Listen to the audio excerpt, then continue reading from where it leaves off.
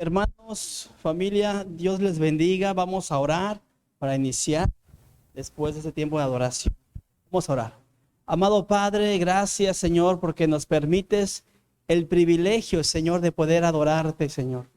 No somos dignos, Dios. Sin embargo, Padre, tú nos permites acercarnos al trono de tu gracia, aún siendo pecadores. Podemos ver, Señor, en el Nuevo Testamento, cómo te sentabas con ladrones, Señor. Te acercabas a los leprosos, Padre. Una mujer samaritana, una mujer impura, Señor. Así mismo, Señor, te acercas a nosotros en este momento, Señor, de adoración. Te pedimos, Señor, que tú recibas este tiempo como un aroma fragante a tus pies, Padre. Siempre te vamos a dar la gloria, la honra y la alabanza. En el nombre de Cristo Jesús decimos amén. Vamos, hermanos, el tema de hoy se llama Mi identidad en Cristo Jesús. Mi identidad en Cristo Jesús. Fíjense que vamos a estar viendo los 7 principios bautistas y el primer principio es el principio cristológico. Y luego vamos a ver los demás. Viene luego el bíblico, el eclesiástico, sociológico, político, espiritual y evangelístico. Son 7 principios que como iglesia debemos de recordar o debemos de tener en cuenta. Este principio nos va a dar esto, una identidad. Identidad en Cristo Jesús. Principio cristológico. La palabra identidad, hermanos, está muy relacionado con autenticidad. Y muchos de los que estamos aquí somos auténticos, ¿sí? Me gozo de ver a personas auténticas en ese lugar. La identidad también nos va a brindar ciertas características únicas como cristianos. La identidad, eso va a resaltar lo mejor de nosotros como iglesia y como hijos de Dios. Sí, como cristianos somos seguidores de Cristo. Debemos dejar ciertas cosas, pues porque somos criaturas nuevas. Las cosas viejas ya quedaron atrás. Nuestra manera de pensar, nuestra manera de actuar, nuestra manera de ser, todo eso lo dejamos y adquirimos una identidad en Cristo Jesús. Miren, ahora sí, segunda de Filipenses, capítulo 2, lo que dice el apóstol Pablo. Dice así: si Cristo les ha dado a ustedes poder para animar a los demás, y si el amor que ustedes tienen los lleva a consolar a otros, y si todos ustedes tienen el mismo espíritu y son compasivos, les pido que vivan en armonía y que se amen unos a otros. Así me harán muy feliz. Pónganse de acuerdo en lo que piensan.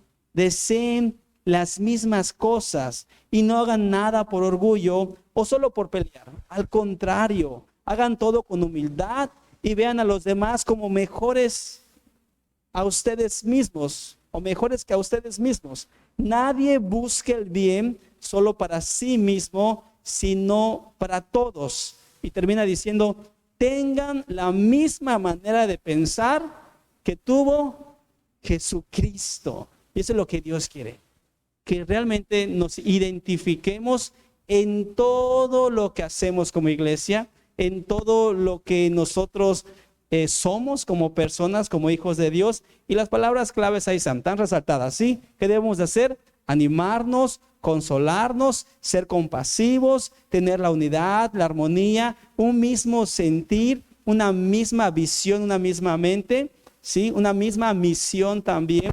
Y eso nos va a permitir tener una identidad como iglesia, caminando juntos. Por eso hoy vamos a ver 3 verdades acerca de nuestra identidad como Cristo. 3 verdades fundamentales. El primero es: Cristo es Dios. Muchos no saben esto. Muchos no saben que Cristo es Dios. Usted le puede preguntar al de al lado: ¿sabías que Cristo es Dios? A ver qué le va a decir. Pregúntale, hermano. En los tiempos de Jesús, habían personas que no sabían que Jesús era Dios. Incluso hay denominaciones, hay iglesias que no creen que Jesús es Dios. Te dicen que Él solamente es hijo de Dios. ¿sí? Y el Padre está sobre él. Pero no es así, la Biblia no dice eso. Vamos a ver qué es lo que dice la palabra de Dios y en ese principio. Vean Juan 10, versículo 28 al 33. Jesús no es reconocido por los judíos. Dice así: yo les doy vida eterna y nunca perecerán, ni nadie podrá arrebatármelas de la mano. Mi Padre que me las ha dado es más grande que todos, y de la mano del Padre nadie las puede arrebatar. El Padre y yo, ¿qué dice? El Padre y yo somos uno. No dice el Padre es más, ni yo soy menos. El Padre y yo somos uno. Jesús dice el Padre y yo somos uno. Una vez más los judíos, cuando escucharon eso, tomaron piedras para arrojárselas. Pero Jesús les dijo: yo les he mostrado muchas obras irreprochables que proceden del Padre. ¿Por cuál de ellas me quieren apedrear? No te apedreamos por ninguna de ellas, sino por blasfemia. Porque tú, siendo hombre, te haces pasar por Dios. Los judíos tenían esa idea. No reconocían, ¿sí? Ahí está, hermana. No reconocían que Jesús era Dios. Ellos estaban confundidos, ¿sí? Ellos no querían cambiar su pensamiento. Quizás no querían reconocer la deidad de Jesús. Tenían un corazón muy duro. Muchas cosas pasaban en la vida de ese grupo de opositores que estaban en contra de Jesús. A pesar de que ellos habían visto muchas obras, dice allí, irreprochables. Ya ellos habían visto maravillas, ellos habían visto milagros. Por eso usted y yo necesitamos saber ese punto y que quede bien claro: Jesús es Dios. Jesús es Dios y Él hará su obra en nuestras vidas. Dato interesante: a pesar de que Él había hecho muchas cosas buenas, ¿cómo es que estaba viviendo esa situación? A pesar que hacía milagros, ¿sí? A pesar de que Él era un hombre bueno, lo querían apedrear por solo decir que Él y el Padre eran solamente uno mismo. Pero ¿qué pasa? A esas mismas personas que sí lo matan, Él dice al Padre: perdónalos porque no saben lo que hacen. Sí, por eso cuando hay gente que nos ataque, hay gente que nos señale, hay gente que nos juzgue, sí, que hable mal de nosotros, ¿qué hay que hacer? Perdónalos, Señor, porque no saben lo que hacen. Vean otro texto que habla de ese mismo tema, Juan capítulo 17, versículo 21. Dice así: te pido que todos sean uno, así como tú y yo somos uno. Es decir, como tú estás en mí, Padre, yo estoy en ti, y que ellos estén en nosotros, para que el mundo crea que tú me enviaste. La misma referencia, la misma idea de ser uno mismo. Juan 17:11 también dice así: ya no voy a estar por más tiempo en el mundo, pero ellos están todavía en el mundo y yo vuelvo a ti. Padre, protégelos. Esa parte me gusta mucho, a ver si la logro explicar, porque ni yo mismo me entiendo en esa parte. A ver si explico esa parte. Vean y pongan mucha atención como dice el texto: protégelos con el poder de tu nombre. ¿Cuál es el nombre del Padre? ¿Cómo? ¿Por ahí alguien más? ¿Cómo le decimos al de arriba? Dios, ¿verdad? Le decimos Dios. Entonces Jesús dice: Padre, protégelos con el poder de tu nombre. Y luego dice: ¿el nombre que qué? Entonces, ¿a qué se refiere? Jesús es, ¿se dan cuenta? Lo maravilloso. Padre, dice, protégelos con el poder de tu nombre, el nombre que tú me has dado. O sea, Él es Dios. Jesús es Dios. ¿Sí? El nombre que me diste es para que sean uno, lo mismo que nosotros. Qué maravilloso, hermanos, ver la unidad de Jesús, Dios, la misma persona. Pero no solamente eso, también vamos a ver Juan 14, donde podemos ver la Trinidad realizada. Vean Juan 14, versículo 25. Les digo esto, mientras todavía estoy con ustedes, el Espíritu Santo vendrá y los ayudará, porque el Padre lo enviará para tomar, ¿qué dice? ¿Si es ahí o no es ahí? ¿No? A ver, uno más. Ahí. Pero el Consolador, el Espíritu Santo, a quien el Padre enviará en mi nombre, les enseñará todas las cosas y les hará recordar todo lo que les he dicho. 25 y 26. Para tomar mi lugar, dice la versión TLA, esa versión debe ser Reina Valera o NBI, enviará en mi nombre y les enseñará todas las cosas y les hará recordar. Ahí podemos ver cómo Dios Padre, Dios Hijo y Dios ¿quién? ¿Quién queda con nosotros? El Espíritu Santo. Por eso yo siempre juego un poco con ustedes y les digo, ¿quién vive? ¿Quién vive en ustedes? No, el Espíritu Santo. Sí, porque Él dijo, yo ya me voy con el Padre. Sí, por eso les digo, a veces juego con ustedes, los confundo un poco, porque es Dios Padre, Dios Hijo, y ¿quién se queda a consolarnos? ¿Quién se queda a enseñarnos? ¿Quién nos acompaña? ¿Quién vive en ustedes? El Espíritu Santo, porque Jesús dijo, yo me voy con el Padre, yo estaré allá y voy a hacer una morada para ustedes. Pero viene el Consolador y dice la versión TLA que me gusta mucho, Él va a ocupar mi lugar. Es el mismo ser. Jesús es Dios y es una realidad irrefutable, hermanos. Ese primer punto.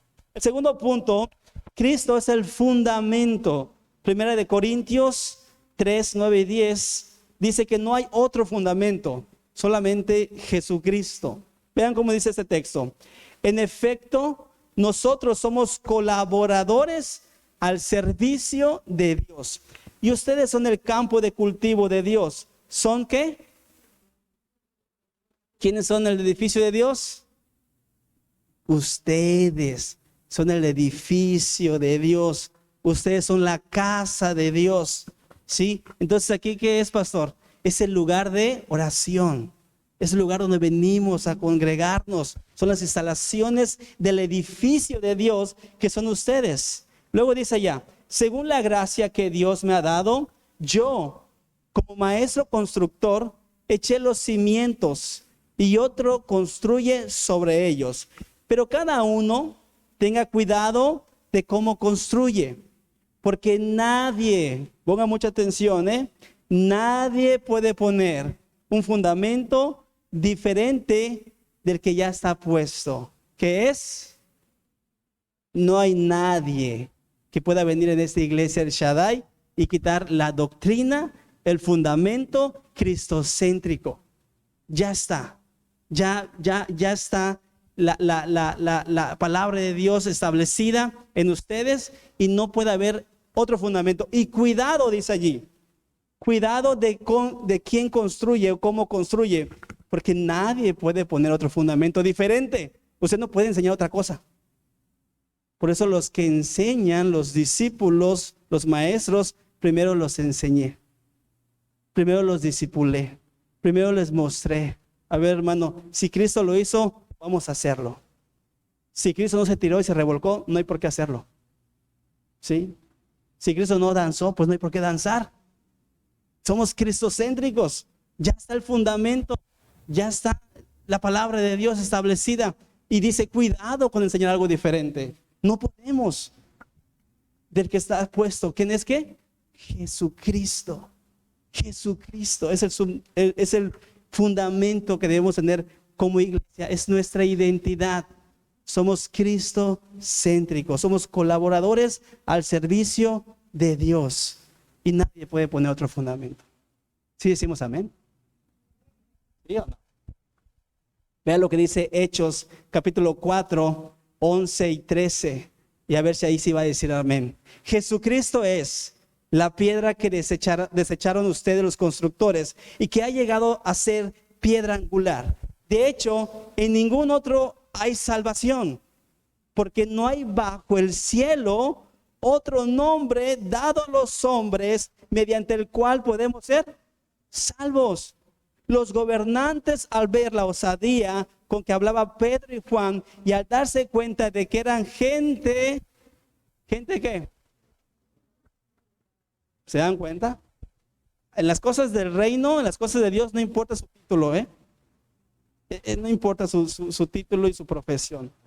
Vean cómo Juan y Pedro dice que los judíos, los gobernantes, estaban, ¿cómo dice? Asombrados, porque Pedro y Juan, gente sin estudios ni preparación, quedaron asombrados, reconocieron que habían estado ¿con quién? Con Jesús. Entonces, ¿cómo la gente puede reconocer que Jesús está con nosotros? ¿Cómo las personas pueden darse cuenta que nosotros hemos pasado tiempo con Jesús?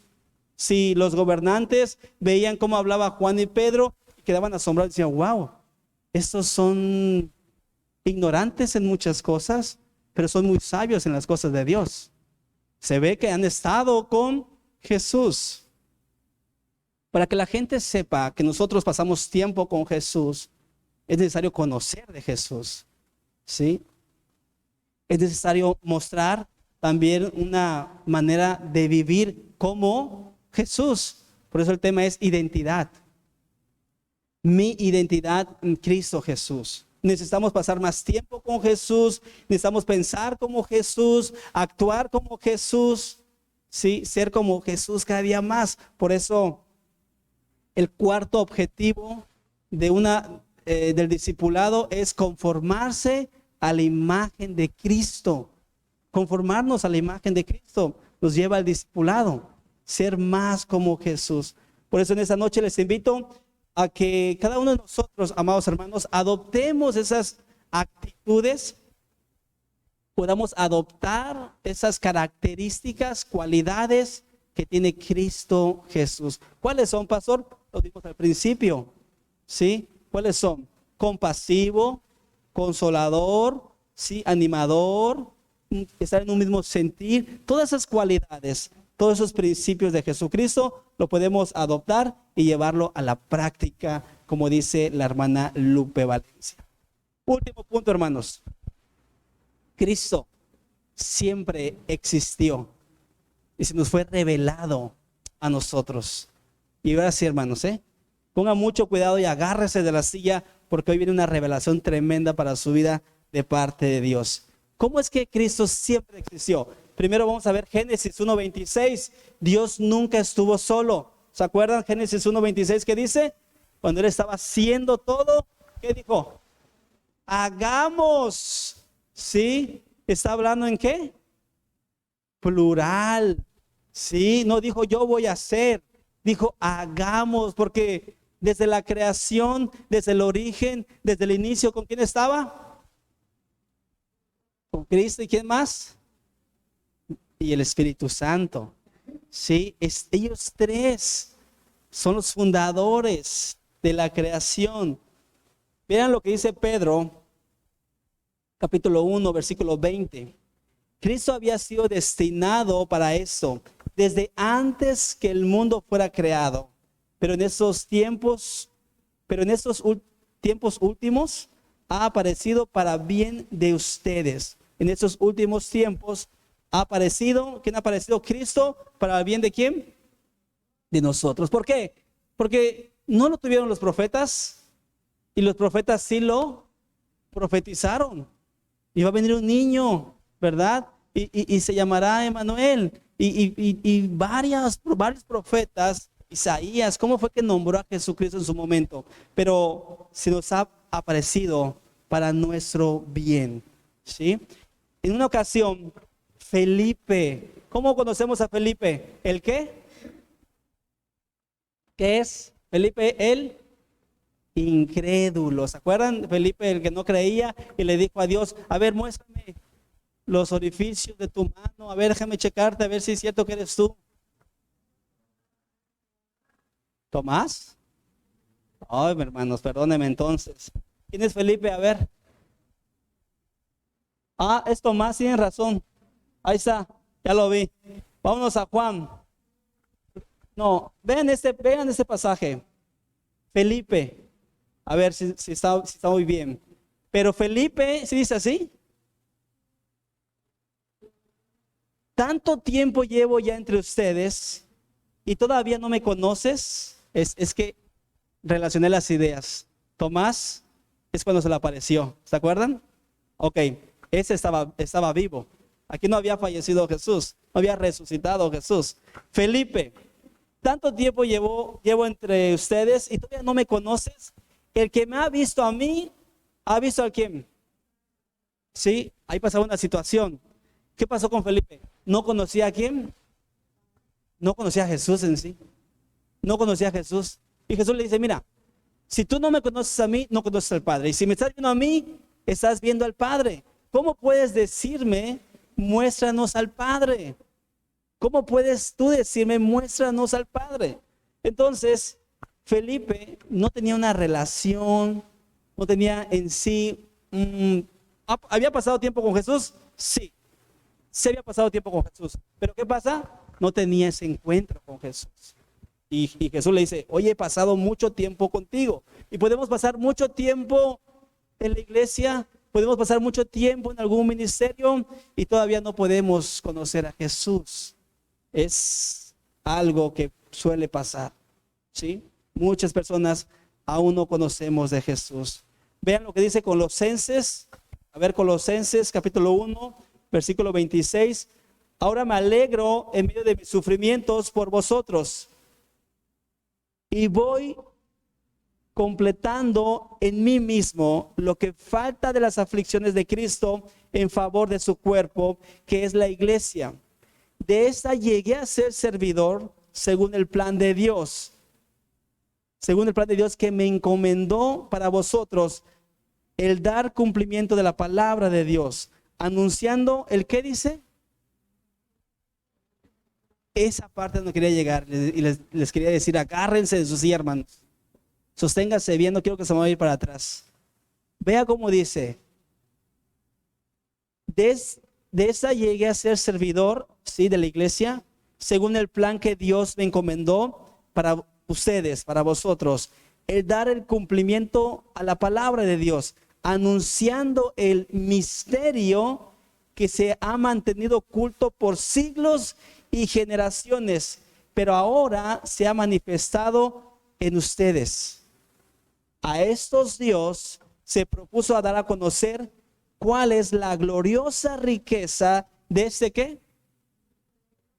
Misterio entre las naciones, que es, ¿saben algo? Jesucristo es un misterio, ¿sí? Ponga mucha atención, porque quizás usted esté insistiendo en su hijo, ¿y qué cree? Dios no le ha revelado ese misterio. Usted quizás esté insistiendo en su esposo, ¿y qué cree? Ese misterio no se le ha revelado a su esposo. Es un misterio que él, ni por más que le diga, no lo va a entender. No lo va a entender.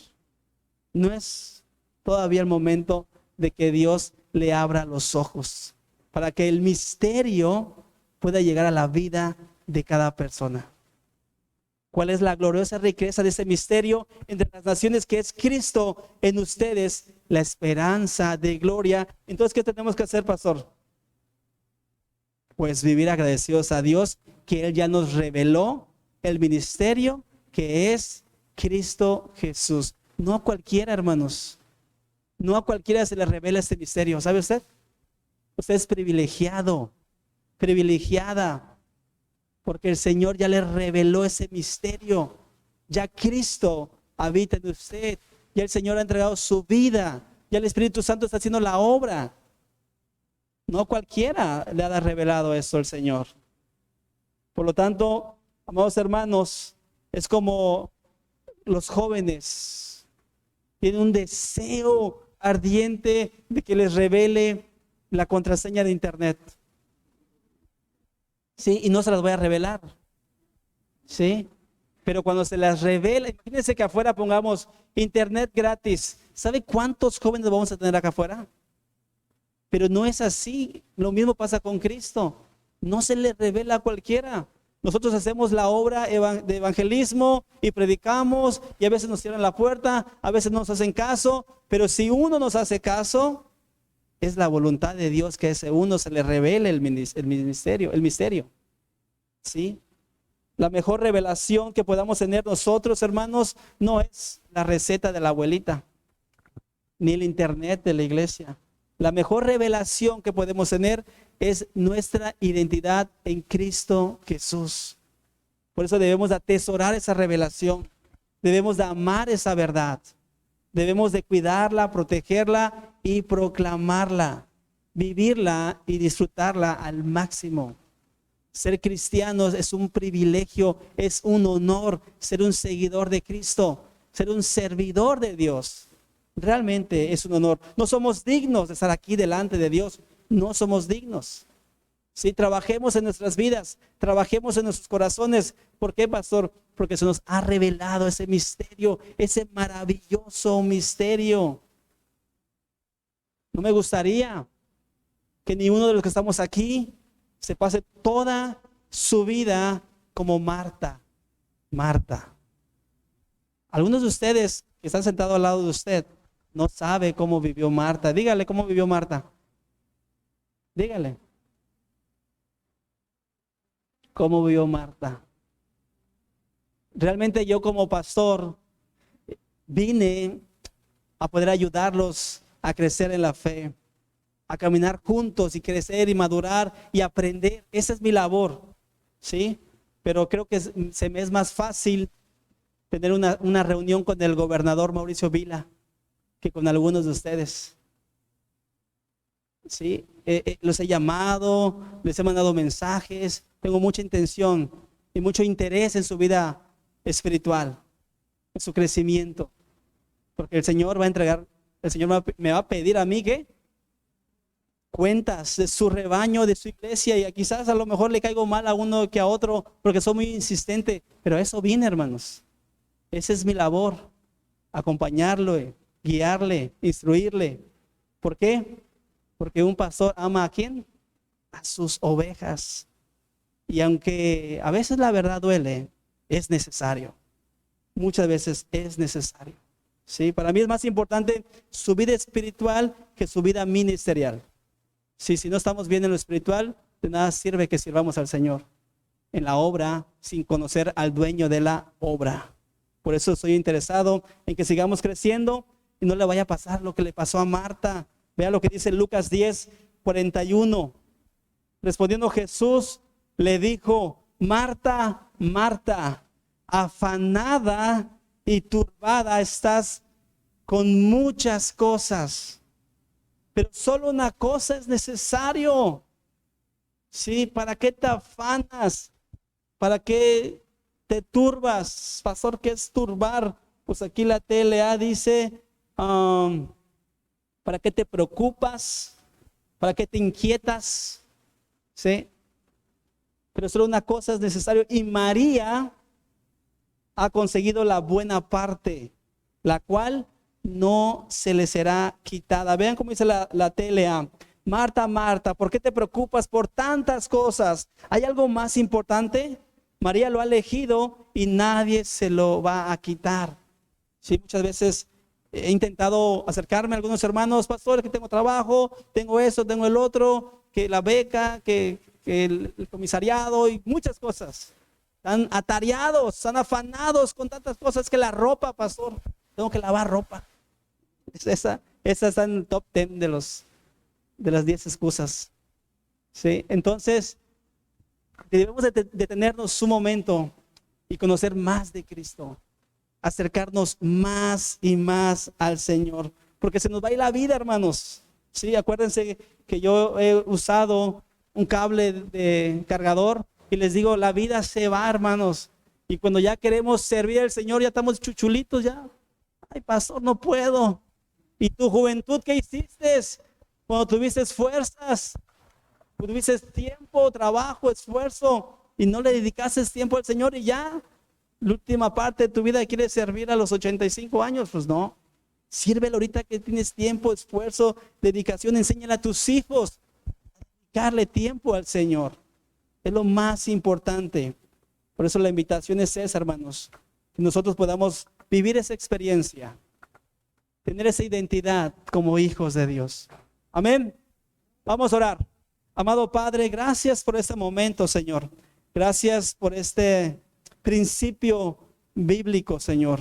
El que nos invitas a poder ser más como tú, reconocer tu deidad, Señor. Reconocer que tú eres la piedra angular, el fundamento, y no hay otro nombre dado a los hombres bajo el cielo, Padre. Tú eres el único Dios ante el cual toda rodilla y criatura se doblará, Señor, delante de ti para darte la gloria y la honra. Y en esta noche, Señor, te pedimos que puedas quitar ese corazón de piedra y darnos un corazón de carne en el cual podamos buscarte, Señor, en espíritu y en verdad, Padre. Que podamos conformarnos más a tu imagen, Señor. Gracias por tu amada iglesia, Señor, que siempre está dispuesta con un corazón humilde para recibir tu palabra, Señor. En el nombre de tu Hijo amado Jesús. Y decimos amén. Dios les bendiga, hermanos.